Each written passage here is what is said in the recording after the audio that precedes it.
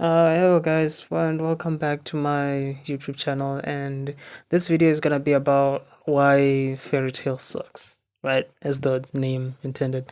So, to jump straight into the video, what I can mention first is the fact that nobody dies in this story. Like, nobody dies at all. Like, the plot armor is just too high. That's what I'm saying.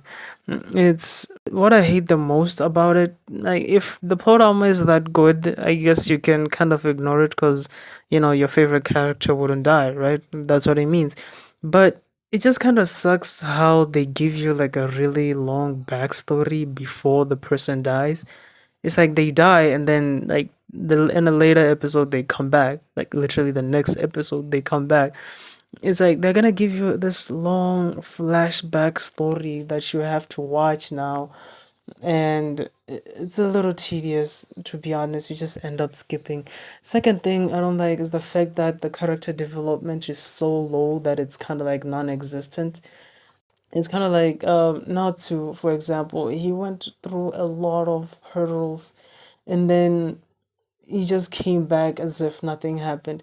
That's great. His father died in his arms and gave him his new power and all that. In the next episode, things just go back to normal and they don't think about it. Their demeanor doesn't even change after that experience. There's no episode in which they're like, okay, he lost his father died in his arms, so let's give him like some time to recollect on that and try to feel better, something like that. But no, they always go back to normal, just waiting for another bad thing to happen. Okay, another thing.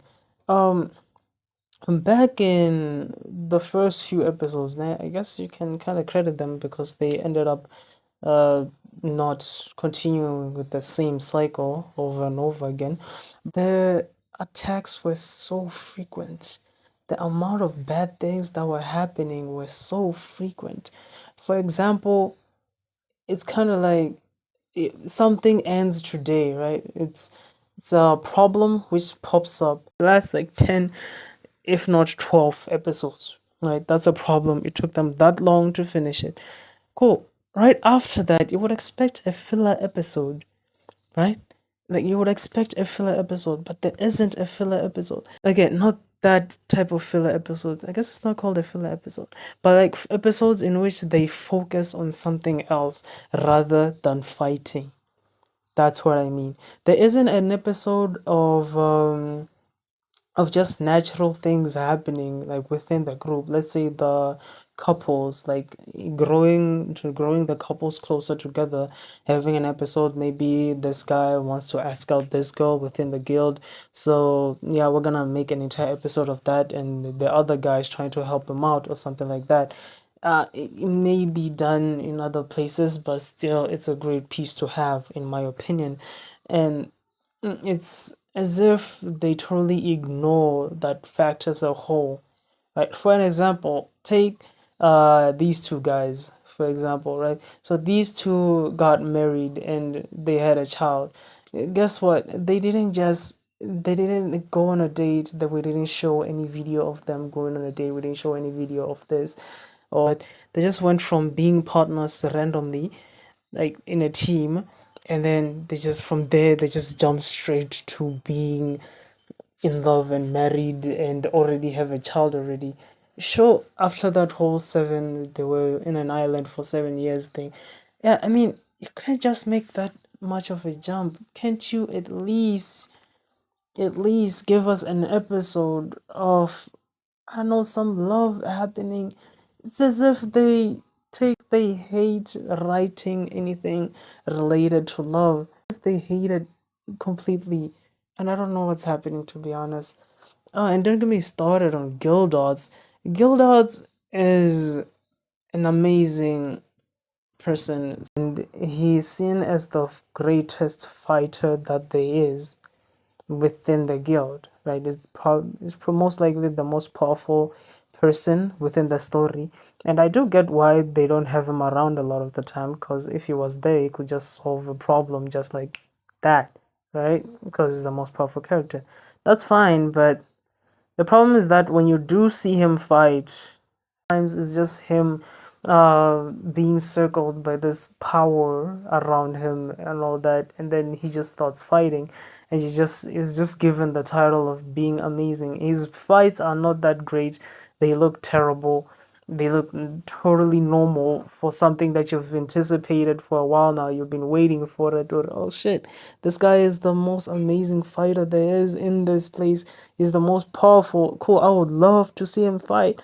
Then you end up getting to see him fight, and you're like, man, that is so anticlimactic. Like, I don't even know if I'm using that word right. And do we even really need to talk about how everything is pieced together to friendship? Like, the power of friendship has to be the greatest power imaginable in this anime. Okay, here's some things that I did like about it though. I like the fact that they were able to grab my attention so hard. I started hating the show at about episode 50, somewhere there. I started realizing that I kind of hate this show, to be honest, and things are always the same over and over and over. But they were able to grab my attention throughout the entire show until the episode 300 and all that. And also, they were able to create something like Fairy Tail Zero, because I actually did like that part where they actually gave the backstory of what happened and how the guild started. I loved that one. That one was nice. Another thing would be the stories, right? The battles, who they are fighting. Those actually make sense, and I actually do like them a lot. And they are really creative. And the whole Exceed thing, where they came from, how they always managed to explain where things came from instead of just showing us that they exist because they exist like it's magic, just deal with it. I sure do like how they explain their things, and their great stories. That's what I like about it. Anyway, like and subscribe, please. Subscribe.